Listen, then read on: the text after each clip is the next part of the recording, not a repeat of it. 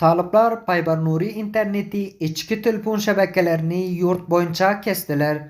Afganistan'daki yerleşen çeşmelerin tasdiklamalarına göre taliplar yurt boyunca Paybar Nuri internetini yaptılar. Bu çeşmelerin aytmaklarına asasında yakında internet hizmetleri aragatnaşık şirketi üçünüm 4G'den 2G derecede azaltmağı mümkün. Bu edilen iş Afganistan'ın içinde hem dışında hem aladalar döretti. Bu hizmetlerin kesilmegi rayatların gündelik durmuşuna elbet tesir ediptir. Ullancıların aytmağına göre internet tezliğinin has pesligi suratda aragatnaşlığın devam edilmesine sosyal medya, online bilim ve iktisadiyat işlerine pasker berip biler. Kabir tacirler bu yağdayı devam etmenin elektroniki ticarata, bank aylanışıklarına ziyan bolup kıyınlaştıracağını duyduruş veriyorlar.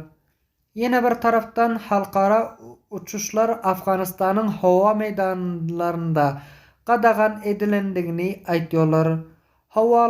Hava yollar idaralarının uçuşların qadağan edilmeginin düyüp sebebi aragatnaşık sistemesinin yokluğunu ve uçuşlar baradaki malumatların bozulanlığını deyip belliyorlar.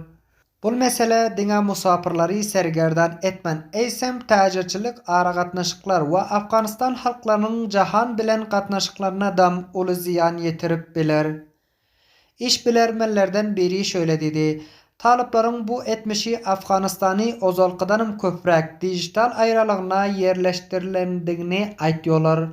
Olaryň gynançlygyna laýykda böyle etmişler diňe halkyň söz azatlygyny we malumatlaryny el ýeterligini gysaltman, çäklenmän eýsem bilim ýurtlaryny habarçylary, adam halklary baradaky idaralara we täze açylan iş ýerleri hem ýykylmagyna getirer.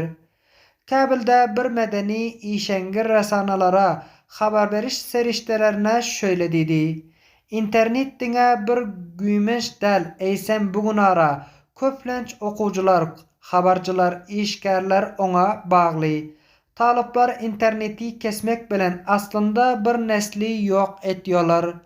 Mundan başgadam Afganistanda işleýän halkara ýardam berýän guramalar hem internetiň ýoklugy insanparwer emelleriniň tezligini üýtgeşdirmägine bozar we ziýan ýeten sebetlerde kömek etmekligi gynançdyrjagyny duýduruş berýär.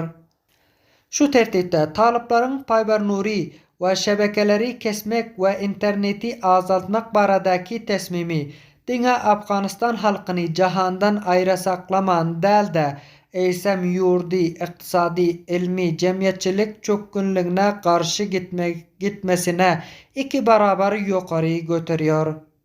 T24 habarçysy Abdurrahim Kerimi.